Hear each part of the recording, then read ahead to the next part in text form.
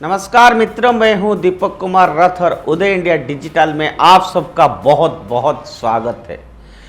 मित्रों, चुनाव का गर्मा गर्म पांचों राज्यों में चल ही रहा है और सारे पार्टी की नेतागण लग गए हैं कैसे कैसे अपने वोट बक्सा में वोट डालें। और इसी बीच जब कभी कोई पार्टी, खास करके कांग्रेस जैसे पुराना पार्टी के सोनिया गांधी जब कोई विषय को बोल देते हैं, कोई नेशनल या इंटरनेशनल इश्यूज को बोलती है, तो लोग उसको जरा ध्यान से सुनते हैं और कान खोल के भी सुनते हैं। लेकिन इस बार सोनिया गांधी जी ने हाथ काट के कलम में, यानी अखबार की एडिटोरियल ओपेड पेज का जो आर्टिकल होता है उसमें क्या लिख डाला और सोनिया गांधी का मंशा क्या है, यह विषय आज मैं आपके सामने रखने जा रहा हूं। मित्रों, मैडम सोनिया गांधी आपको पता है, और उनकी जो पारिवारिक पार्टी जिसको मानते हैं पूरा देश, जो कांग्रेस पार्टी द्वारा, आप सबको मालूम है कि इजरायलियों को हमास के द्वारा किए गए नृशंस जनसंहार के बाद जो स्टैंड कांग्रेस पार्टी ने लिया, ये तो आप सबने तो बिल्कुल देखा है और पढ़ा भी है।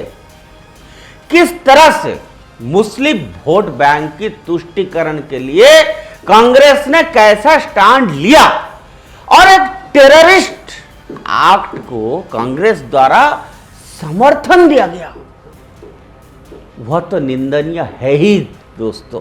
लेकिन अक्टूबर 30 को सोनिया गांधी ने एक अखबार में ओपेड लिखा। ओपेड मीन्स जो एडिट पेज का अपोजिट में जो इंपॉर्टेंट आर्टिकल्स होता है, वो तो मतलब एक अलग ही लेवल पर है। क्योंकि लिख कौन रहा है?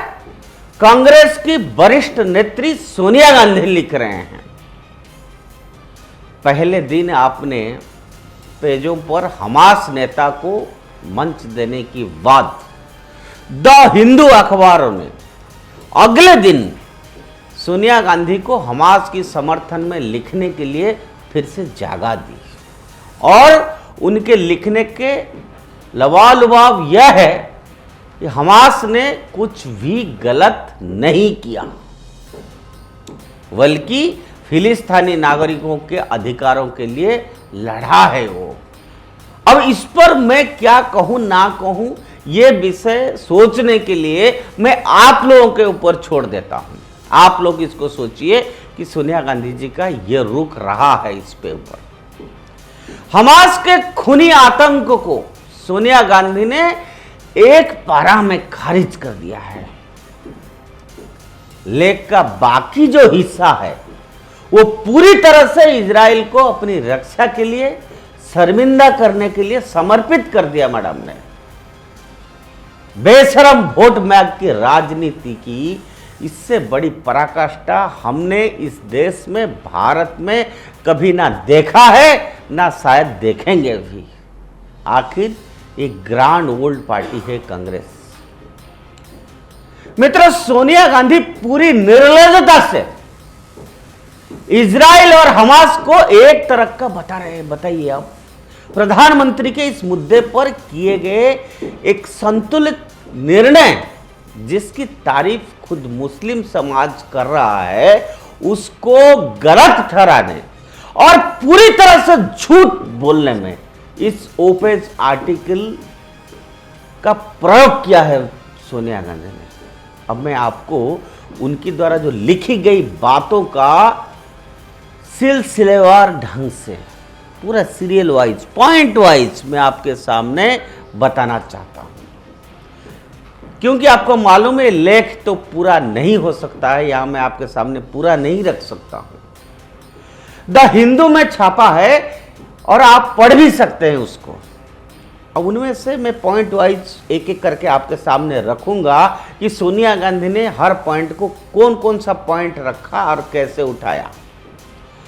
अब पॉइंट नंबर 1 में आपके सामने यह रखना चाहता हूं कि एक वैध राज्य इजराइल और एक आतंकवाद संगठन हमास, इनके बीच कोई समानता नहीं है। ये मैडम सोनिया की पॉइंट नंबर 1 है। Now come two point number 2। Israel Hamas के विपरीत वीकेंड पार्टी में युवा निर्देशकों के पास जाकर उनका निर्मम नरसंहार नहीं कर रहा है। ये पॉइंट नंबर 2 है। अब नेक्स्ट पॉइंट नंबर 3। लेकिन सोनिया गांधी के तर्कों का पूरा जोर जो है वो हमास और इजराइल को बराबर करने पर यह एक घृणित गोलमाल है, पूरा गोलमाल है ये। मुझे तो लगता है कि ये जो एक के बाद एक सारे बातों को, सारा पॉइंट्स को उन्होंने रखा है, उसके पीछे जरूर कोई राज है। खैर, अब नेक्स्ट पॉइंट में आते हैं। पॉइंट नंबर 4 क्या है?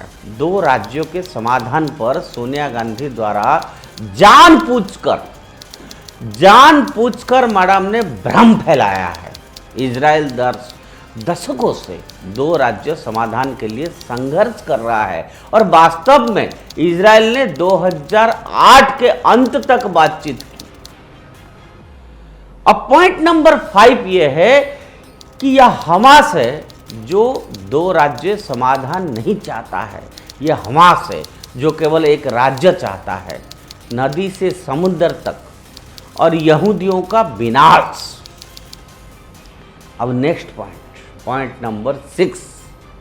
कांग्रेस पार्टी CWC का रुख हमास के कार्यों के लिए बेशर्मी से नहीं ठहरने वाला था, लेकिन सोनिया कहती है कि कांग्रेस ने हमास की निंदा करती है।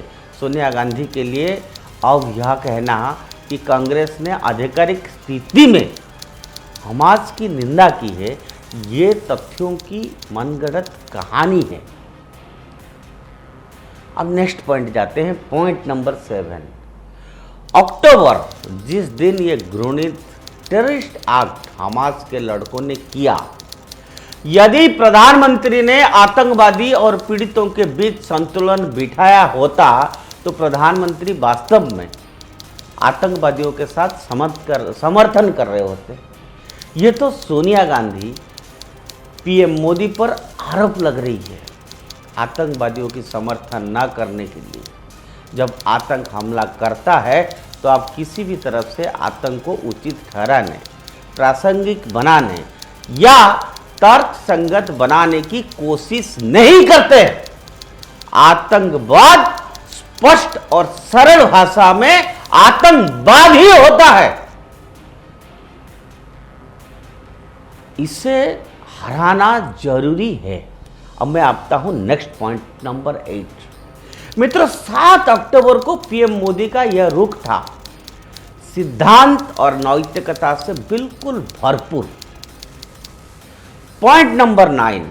एक बार आतंक के खिलाफ रुख स्थापित होने के बाद PM ने फिलिस्तीनी राज्यों के लिए भारत के समर्थन को भी दोहराया। भारत किसी क्रम में अपनी आवाज़ जोड़ेगा, इस बारे में बिल्कुल सही, आश्वस्त, नैतिक और सही निर्णय।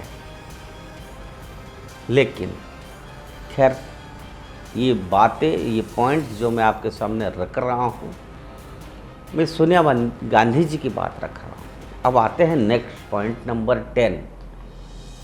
आपको याद होगा मित्रों, यह सोनिया गांधी के 10 साल की काले शासन का ये दौर था जब भारत आतंकवादियों के लिए खुला मैदान बना था कि नहीं बना था। इसका तो तथ्य है। और आप लोगों ने ही देखा है, इस देश में दिवाली पर हम पर बमबारी की गई और हत्या की गई। हमारी ट्रेनों में, हमारे मंदिरों में, हमारी बाजारों में और हमारे होटलों में, और हम पर कैसे हमले किए गए और बहुत से लोग मारे भी गए। आतंकवादियों पर जश्न मनाया गया और निर्दोष पीड़ितों और पुलिस अधिकारियों को खलनायक बनाया गया। ये सोनिया गांधी ही थी जो बाटला हाउस के आतंकियों के एनकाउंटर पर मैडम ने रो पड़ी थी। ये बात भी आपने देखा है। मित्रों, सोनिया गांधी का ये जो ओपेड आर्टिकल एक तरह से एक हस्ताक्षरित स्वीकारोक्ति है, मैंने कहा था इसे हाथ काट के उन्होंने लिख दिया है, यानी साइंड कन्फेशन है सोनिया मैडम के। क्योंकि 2004 से लेकर 2014 के दौर में भारत को बार बार आतंकित किया गया था, क्योंकि जैसा कि सोनिया गांधी ने अपने ओपेड के माध्यम से साबित किया है कि कांग्रेस द्वारा आतंक को अभी भी प्रासंगिक बनाया जा रहा है। मित्रों, वैसे तो सोनिया जी का यह लेख बहुत दूरगामी परिणाम इस देश को ला सकता है, लेकिन एक तरह से हमें खुशी होनी चाहिए कि सोनिया गांधी ने ये ओपेड आर्टिकल लिखा, क्योंकि उन्होंने हमें स्पष्ट रूप से चेतावनी दी है कि यदि 2024 में कांग्रेस जीती तो भारत का क्या होगा। अब भारतीय जनता को ये सोचना है कि उसे क्या करना है, बमों की दौड़ की झोलने हैं या फिर भारत में शांति स्थापन करना है।